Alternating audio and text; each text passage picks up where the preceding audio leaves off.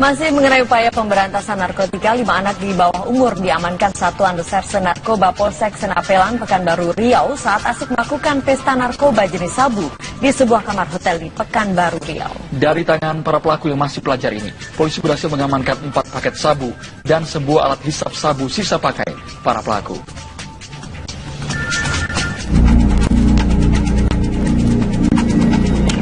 Polisi mendapatkan informasi tentang adanya pesta narkoba jenis sabu di sebuah hotel di Jalan Juandan, Kecamatan Senapelan, Pekanbaru Riau yang dilakukan oleh para pelajar. Jajaran Reserse Polsek Senapelan langsung bertindak cepat. Petugas langsung menggeledah setiap kamar hotel dan hasilnya petugas mengamankan 5 pelaku. 4 diantaranya masih pelajar dan seorang wanita yang sedang asik di dalam kamar usai melakukan pesta narkoba. Dari 5 orang yang diamankan, 4 diantaranya pelajar SMP dan SMU. Keempat pelajar tersebut masing-masing berinisial AZ, 17 tahun pelajar SMU, YA, 14 tahun pelajar SMP, AF, 18 tahun pelajar SMU, serta TA, 16 tahun yang juga pelajar SMU. Dalam penggerebekan ini, polisi hanya berhasil mengamankan bong, alat hisap sabu sisa pakai para pelaku, dan 4 paket kecil sabu yang belum sempat dihisap ke-5 pelaku. Di salah satu kamar Hotel Majestic, yaitu kamar 115, sering dijadikan pelaku-pelaku penyalahgunaan narkoba, termasuklah pelaku yang masih di bawah umur. Pada saat dilakukan penggeledahan, ditemukanlah 5 orang yang masih di bawah umur, ya, 5 orang yang masih di bawah umur diduga menggunakan narkoba jenis sabu. Pada saat dilakukan penggeledahan, ditemukanlah barang bukti sabu, ada 4 paket kecil dan 1 paket besar dari saku celana bersinar AJ. Terus melakukan penggerebekan, petugas langsung menggiring para pelaku ke Mapolsekta Senapelan untuk pemeriksaan lebih lanjut. Petugas juga masih memburu pemasok barang haram tersebut kepada ke-5 pelaku yang masih di bawah umur ini. Dari Pekanbaru Riau, Muhammad Arifin, Firman Domo, TV One mengabarkan. Kota Loksmawe menangkap seorang pemilik ladang ganja di Desa Alwi, Garut, Tepin, Resip, Sawang, Aceh Utara. Polisi juga memusnahkan belasan hektar ladang ganja yang tersebar di kawasan perbukitan kecamatan setempat. Seorang tersangka pemilik ladang ganja di kawasan Alwe, Garut, Tepin, Resip, Sawang, Aceh Utara ditangkap petugas kepolisian Loksmawe. Dari penangkapan itu, polisi berhasil mengungkap 13 titik lahan ganja di kawasan lereng perbukitan. Pokok jika kabek melawan, oke? Anaknya mau berjumpang. Ya, dari mana kau ambil? Bawa kan? Dari. Kapolres Aceh Utara AKBP Anang Triarsono mengatakan pihaknya telah memantau cukup lama adanya aktivitas warga yang menanam ganja. Terungkapnya lokasi lahan ganja juga berkat laporan warga serta informasi dari seorang tersangka yang telah ditangkap sebelumnya. Setelah dicabut, sebagian tanaman ganja kemudian dikumpulkan di lokasi dan dimusnahkan. Sementara sebagian lainnya dibawa ke Polres sebagai barang bukti. Operasi pemberantasan narkoba di Kota Loksmawe sendiri sejak digelar telah mengamankan 2 orang tersangka. Dari Loksmawe Aceh, Saiful, TV One mengabarkan.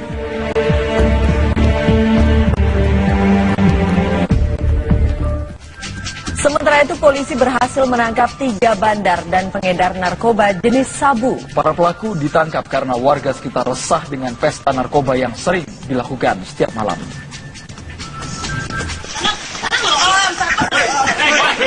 Iya.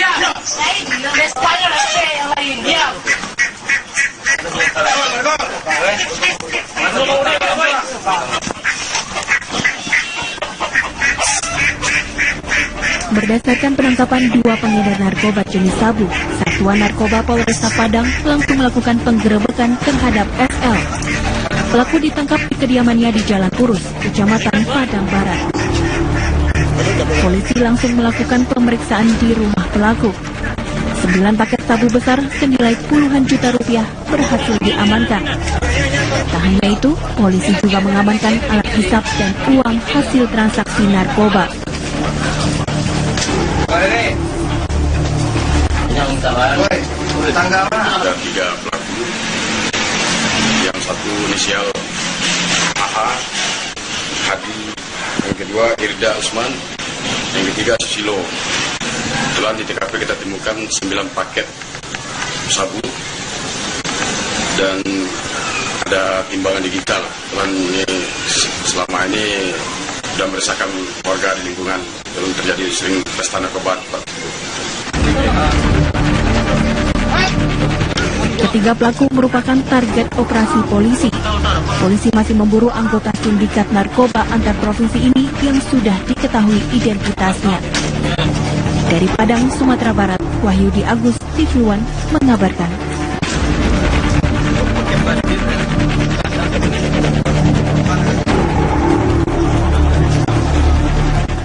Ratusan orang yang bergabung dari berbagai ormas berunjuk rasa meminta KPK mengusut tuntas kasus reklamasi pantai. Mereka juga meminta KPK memeriksa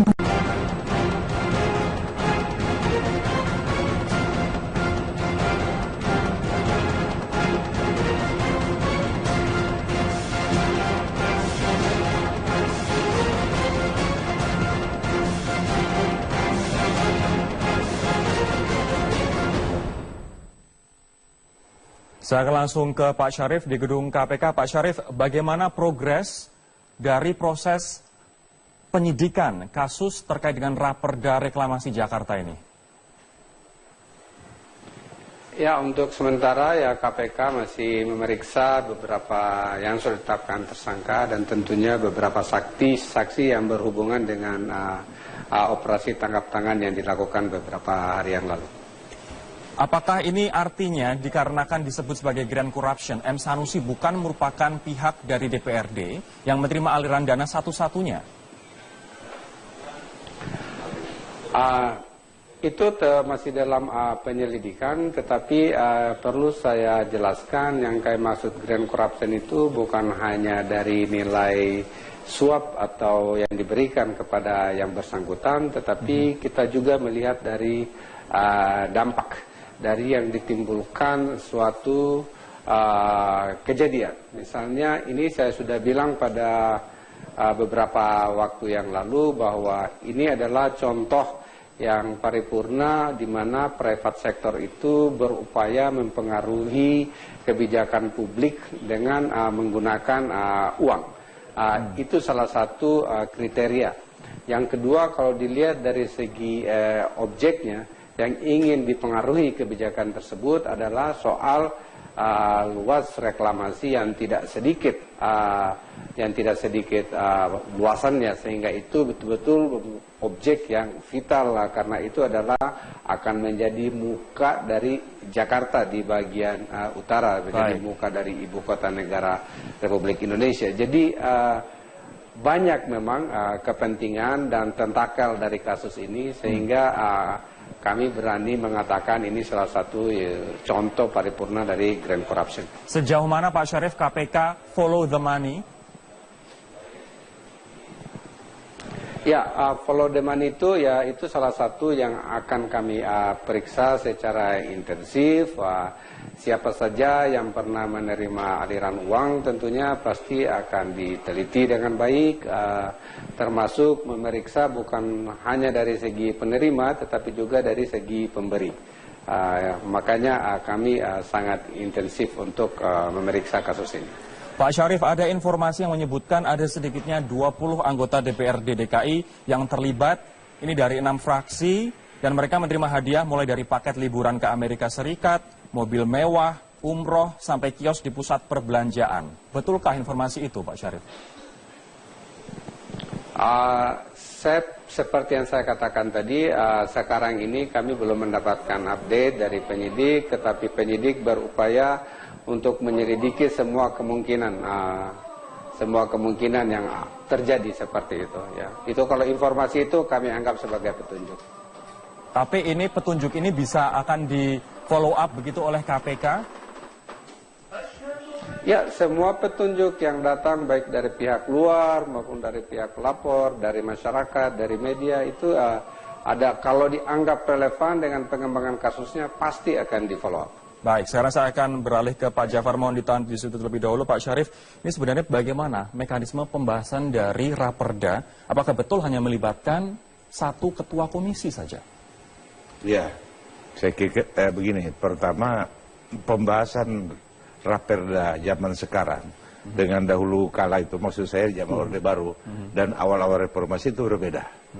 Kalau dulu setiap anggota dewan terlibat langsung, di mana setiap rancangan diberikan kepada mereka masing-masing di fraksi dan mereka membacanya, gitu.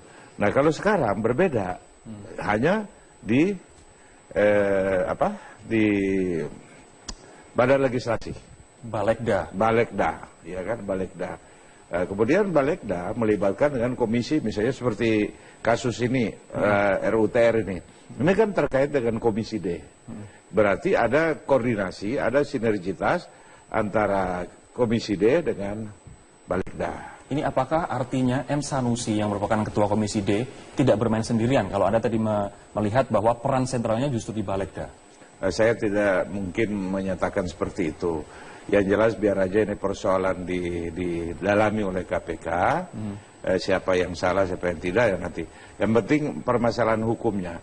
Kalau persoalan ini adalah di dalam Kepres 52 tahun 1995, ada Kepresnya. Jadi memang betul harus dikendalikan oleh pemerintah pusat.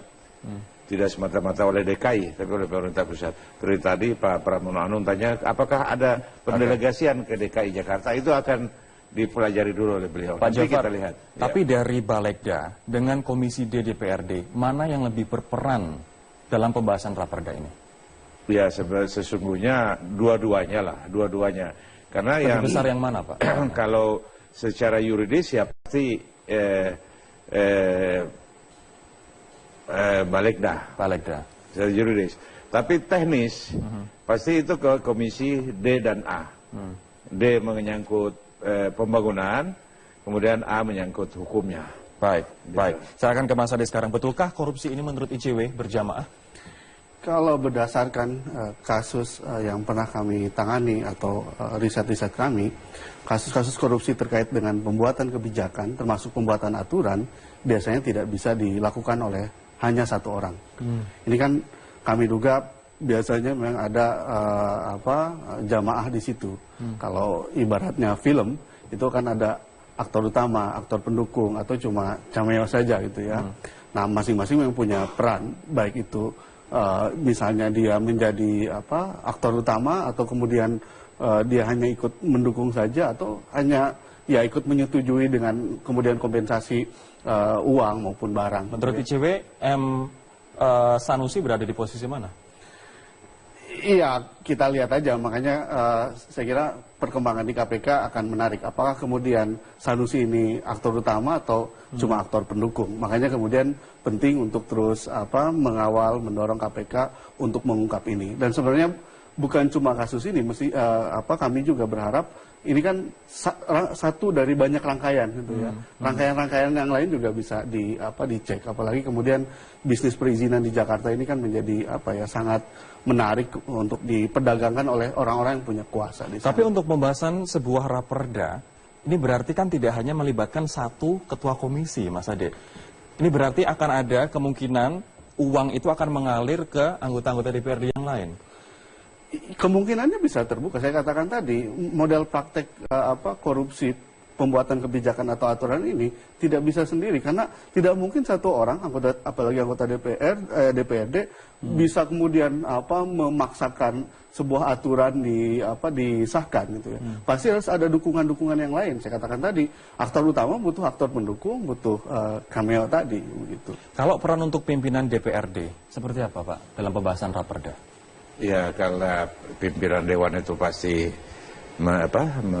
membawahi balik, salah satunya pasti ya tentunya pengaruhnya besar sekali. Jadi saya hanya ingin membedakan saja. Di zaman dulu itu memang berbeda. Kalau dulu keterlibatan anggota dewan itu seluruhnya membahas setiap rancangan peraturan daerah. Nah kalau sekarang diserahkan kepada balik, ya saya sih tidak menyalahkan undang-undang MD3 ya, yang mengatur itu saya tidak menyalahkan. Cuman Ya di mana keterlibatan anggota Dewan secara menyeluruh, di mana mereka wakil rakyat. Kalau hanya dibahas oleh beberapa orang. Tapi ini artinya ketua dan juga wakil ketua DPR membawahi balik, artinya adalah mereka juga bertanggung jawab terhadap pembahasan setiap raperda yang ada. Ya pasti dong, pasti. Baik, saya akan ke Pak Syarif sekarang. Pak Syarif, ini terkait dengan pembahasan di Balegda, Gubernur DKI sempat marah dan menulis disposisi, quote, gila kalau seperti ini bisa pidana korupsi, unquote. Saat menerima Balegda DKI untuk menurunkan kewajiban pajak dari 15% menjadi 5% dari NJOP, Pak Syarif. Ini apa artinya, seberapa kuat sebenarnya keterlibatan Balegda dalam kasus ini? Saya belum tahu persis, tapi itu merupakan bagian dari penyelidikan yang dilakukan oleh KPK. Sehingga kita tidak bisa menyimpulkan sekarang karena masih terlalu dini. Tetapi seperti saya katakan tadi bahwa setiap informasi dan petunjuk yang kira-kira bisa memperkuat penyidik-penyidik KPK untuk mengangkat atau memperluas penelitian dari kasus ini akan dilanjutkan. KPK juga sudah menggeledah begitu ruangan M. Taufik, Ketua Balegda. Petunjuk apa yang sudah didapat, Pak Syarif? Ya, saya tidak bisa utarakan di sini apa-apa yang telah didapatkan oleh penyidikan ini. Ya, nanti tugas kepolisian Loksmawe. Dari penangkapan itu, polisi berhasil mengungkap 13 titik lahan ganja di kawasan lereng perbukitan. Pokok jika kabek melawan, oke? Anaknya mau berjumpang. Ya, dari mana kau ambil? Bawa kan? Dari. Kapolres Aceh Utara AKBP Anang Triarsono mengatakan pihaknya telah memantau cukup lama adanya aktivitas warga yang menanam ganja. Terungkapnya lokasi lahan ganja juga berkat laporan warga serta informasi dari seorang tersangka yang telah ditangkap sebelumnya. Setelah dicabut, sebagian tanaman ganja kemudian dikumpulkan di lokasi dan dimusnahkan. Sementara sebagian lainnya dibawa ke Polres sebagai barang bukti. Operasi pemberantasan narkoba di kota Loksmawe sendiri sejak digelar telah mengamankan 2 orang tersangka. Dari Loksmawe Aceh, Saiful TV One mengabarkan.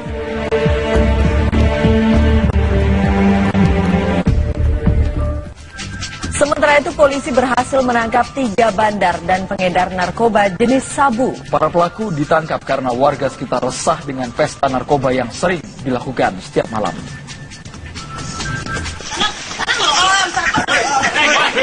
Iya. Pestanya yang lain. Iya.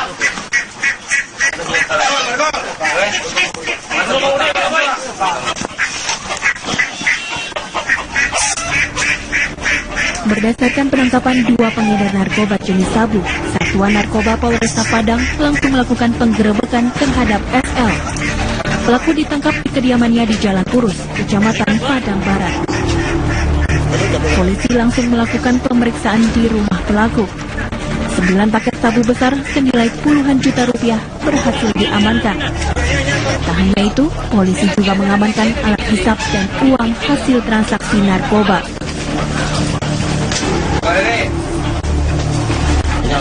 Ada 3 pelaku, yang satu inisial AH, Hadi, yang kedua Irda Usman, yang ketiga Susilo.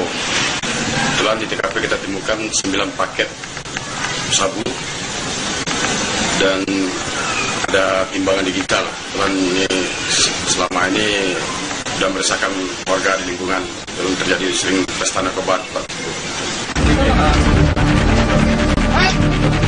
Ketiga pelaku merupakan target operasi polisi.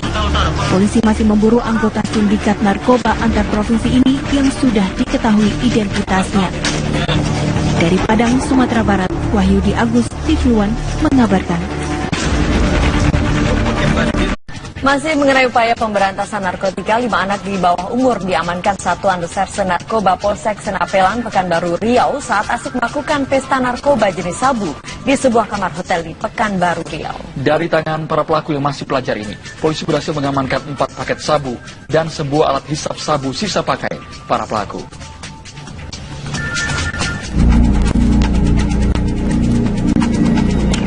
Polisi mendapatkan informasi tentang adanya pesta narkoba jenis sabu di sebuah hotel di Jalan Juanda, Kecamatan Senapelan, Pekanbaru Riau yang dilakukan oleh para pelajar. Jajaran Reserse Polsek Senapelan langsung bertindak cepat. Petugas langsung menggeledah setiap kamar hotel dan hasilnya petugas mengamankan 5 pelaku. 4 diantaranya masih pelajar dan seorang wanita yang sedang asik di dalam kamar usai melakukan pesta narkoba. Dari 5 orang yang diamankan, 4 diantaranya pelajar SMP dan SMU. Keempat pelajar tersebut masing-masing berinisial AZ, 17 tahun pelajar SMU, YA, 14 tahun pelajar SMP, AF, 18 tahun pelajar SMU, serta TA, 16 tahun yang juga pelajar SMU. Dalam penggerebekan ini, polisi hanya berhasil mengamankan bom, alat hisap sabu sisa pakai para pelaku, dan 4 paket kecil sabu yang belum sempat dihisap ke-5 pelaku. Di salah satu kamar Hotel Majestic, yaitu kamar 115, sering dijadikan pelaku penyalahgunaan narkoba, termasuklah pelaku yang masih di bawah umur. Pada saat dilakukan penggeledahan, ditemukanlah 5 orang yang masih di bawah umur, ya, 5 orang yang masih di bawah umur, diduga menggunakan narkoba jenis sabu. Pada saat dilakukan penggeledahan, ditemukanlah barang bukti sabu, ada 4 paket kecil dan 1 paket besar dari saku celana bersinar AJ. Terus melakukan penggerebekan, petugas langsung menggiring para pelaku ke Mapolsekta Senapelan untuk pemeriksaan lebih lanjut. Petugas juga masih memburu pemasok barang haram tersebut kepada ke-5 pelaku yang masih di bawah umur ini. Dari Pekanbaru Riau, Muhammad Arifin, Firman Domo, TV One mengabarkan. Kota Loksmawe menangkap seorang pemilik ladang ganja di Desa Alui, Garut, Tepin, Resip Sawang, Aceh Utara. Polisi juga memusnahkan belasan hektar ladang ganja yang tersebar di kawasan perbukitan kecamatan setempat. Seorang tersangka pemilik ladang ganja di kawasan Alue, Garut, Tepin, Resip, Sawang, Aceh Utara ditangkap petugas. Aliran uang tentunya pasti akan diteliti dengan baik, termasuk memeriksa bukan hanya dari segi penerima tetapi juga dari segi pemberi. Makanya kami sangat intensif untuk memeriksa kasus ini.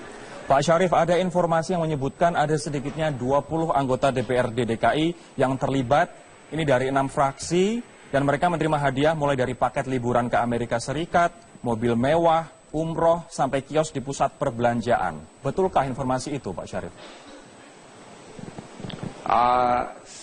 Seperti yang saya katakan tadi, sekarang ini kami belum mendapatkan update dari penyidik, tetapi penyidik berupaya untuk menyelidiki semua kemungkinan yang terjadi seperti itu, ya. Itu kalau informasi itu kami anggap sebagai petunjuk. Tapi ini petunjuk ini bisa akan di follow up begitu oleh KPK? Ya, semua petunjuk yang datang baik dari pihak luar maupun dari pihak pelapor, dari masyarakat, dari media itu ada, kalau dianggap relevan dengan pengembangan kasusnya pasti akan di follow up. Baik, sekarang saya akan beralih ke Pak Jafar, mohon ditahan di situ terlebih dahulu. Pak Syarif, ini sebenarnya bagaimana mekanisme pembahasan dari Raperda? Apakah betul hanya melibatkan 1 ketua komisi saja? Ya, saya kira begini. Pertama, pembahasan Raperda zaman sekarang dengan dahulu kala itu, maksud saya zaman Orde Baru dan awal-awal reformasi itu berbeda. Kalau dulu setiap anggota dewan terlibat langsung, di mana setiap rancangan diberikan kepada mereka masing-masing di fraksi dan mereka membacanya, gitu. Nah kalau sekarang berbeda, hanya di di Badan Legislasi, Balegda, ya kan, Balegda. Kemudian Balegda melibatkan dengan komisi, misalnya seperti kasus ini, RUTR ini kan terkait dengan Komisi D. Berarti ada koordinasi, ada sinergitas antara Komisi D dengan Balegda. Ini apakah artinya M. Sanusi yang merupakan ketua Komisi D tidak bermain sendirian? Kalau Anda tadi melihat bahwa peran sentralnya justru di Balegda. Saya tidak mungkin menyatakan seperti itu. Yang jelas biar aja ini persoalan didalami oleh KPK. Siapa yang salah, siapa yang tidak ya nanti. Yang penting permasalahan hukumnya. Kalau persoalan ini adalah di dalam Kepres 52 tahun 1995. Ada Kepresnya. Jadi memang betul harus dikendalikan oleh pemerintah pusat. Tidak semata-mata oleh DKI, tapi oleh pemerintah pusat. Seperti tadi Pak Pramono Anung tanya, apakah ada pendelegasian?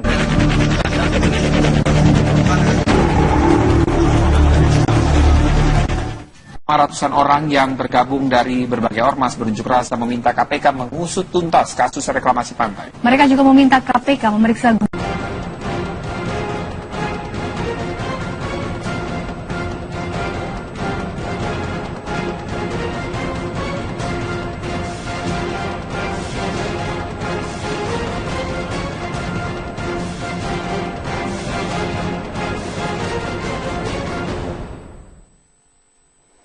Saya akan langsung ke Pak Syarif di gedung KPK. Pak Syarif, bagaimana progres dari proses penyidikan kasus terkait dengan Raperda Reklamasi Jakarta ini? Ya, untuk sementara ya KPK masih memeriksa beberapa yang sudah ditetapkan tersangka dan tentunya beberapa saksi yang berhubungan dengan operasi tangkap tangan yang dilakukan beberapa hari yang lalu. Apakah ini artinya dikarenakan disebut sebagai grand corruption, M. Sanusi bukan merupakan pihak dari DPRD yang menerima aliran dana satu-satunya? Itu masih dalam penyelidikan, tetapi perlu saya jelaskan yang kayak maksud grand corruption itu bukan hanya dari nilai suap atau yang diberikan kepada yang bersangkutan, tetapi kita juga melihat dari dampak dari yang ditimbulkan suatu kejadian. Misalnya ini saya sudah bilang pada beberapa waktu yang lalu bahwa ini adalah contoh yang paripurna di mana private sector itu berupaya mempengaruhi kebijakan publik dengan menggunakan uang. Itu salah satu kriteria. Yang kedua, kalau dilihat dari segi objeknya, yang ingin dipengaruhi kebijakan tersebut adalah soal luas reklamasi yang tidak sedikit luasannya, sehingga itu betul-betul objek yang vital karena itu adalah akan menjadi muka dari Jakarta di bagian utara, menjadi muka dari ibu kota negara Republik Indonesia. Jadi banyak memang kepentingan dan tentakel dari kasus ini sehingga kami berani mengatakan ini salah satu contoh paripurna dari grand corruption. Sejauh mana Pak Syarif KPK follow the money? Ya, follow the money itu ya itu salah satu yang akan kami periksa secara intensif. Siapa saja yang pernah menerima ke DKI Jakarta itu akan dipelajari dulu oleh beliau. Pak Jafar, kita lihat. Tapi dari Balegda dengan Komisi D DPRD, mana yang lebih berperan dalam pembahasan Raperda ini? Ya, sesungguhnya dua-duanya lah, dua-duanya. Karena lebih yang besar yang mana, Pak? Kalau secara yuridis ya pasti Balegda. Secara yuridis. Tapi teknis pasti itu ke Komisi D dan A. D menyangkut pembangunan, kemudian A menyangkut hukumnya. Baik. Saya akan ke Mas Ade sekarang. Betulkah korupsi ini menurut ICW berjamaah? Kalau berdasarkan kasus yang pernah kami tangani atau riset-riset kami, kasus-kasus korupsi terkait dengan pembuatan kebijakan, termasuk pembuatan aturan, biasanya tidak bisa dilakukan oleh hanya satu orang. Ini kan kami duga biasanya memang ada jamaah di situ. Kalau ibaratnya film, itu kan ada aktor utama, aktor pendukung, atau cuma cameo saja gitu ya. Nah, masing-masing yang punya peran, baik itu misalnya dia menjadi aktor utama, atau kemudian dia hanya ikut mendukung saja, atau hanya ya ikut menyetujui dengan kemudian kompensasi uang maupun barang. Menurut ICW, M. Sanusi berada di posisi mana? Iya, kita lihat aja. Makanya saya kira perkembangan di KPK akan menarik. Apakah kemudian Sanusi ini aktor utama atau cuma aktor pendukung? Makanya kemudian penting untuk terus mengawal, mendorong KPK untuk mengungkap ini. Dan sebenarnya bukan cuma kasus ini, kami juga berharap ini kan satu dari banyak rangkaian gitu ya. Rangkaian-rangkaian yang lain juga bisa dicek. Apalagi kemudian bisnis perizinan di Jakarta ini kan menjadi sangat menarik untuk diperdagangkan oleh orang-orang yang punya kuasa di sana. Tapi untuk pembahasan sebuah raperda, ini berarti kan tidak hanya melibatkan satu ketua komisi, Mas Ade. Ini berarti akan ada kemungkinan uang itu akan mengalir ke anggota-anggota DPRD yang lain. Kemungkinannya bisa terbuka. Saya katakan tadi, model praktek korupsi pembuatan kebijakan atau aturan ini tidak bisa sendiri, karena tidak mungkin satu orang apalagi anggota DPRD bisa kemudian memaksakan sebuah aturan disahkan gitu ya. Pasti harus ada dukungan-dukungan yang lain. Saya katakan tadi, aktor utama butuh aktor pendukung, butuh cameo tadi begitu. Kalau peran untuk pimpinan DPRD seperti apa, Pak, dalam pembahasan raperda? Ya, karena pimpinan dewan itu pasti membawahi balik, salah satunya pasti ya tentunya pengaruhnya besar sekali. Jadi saya hanya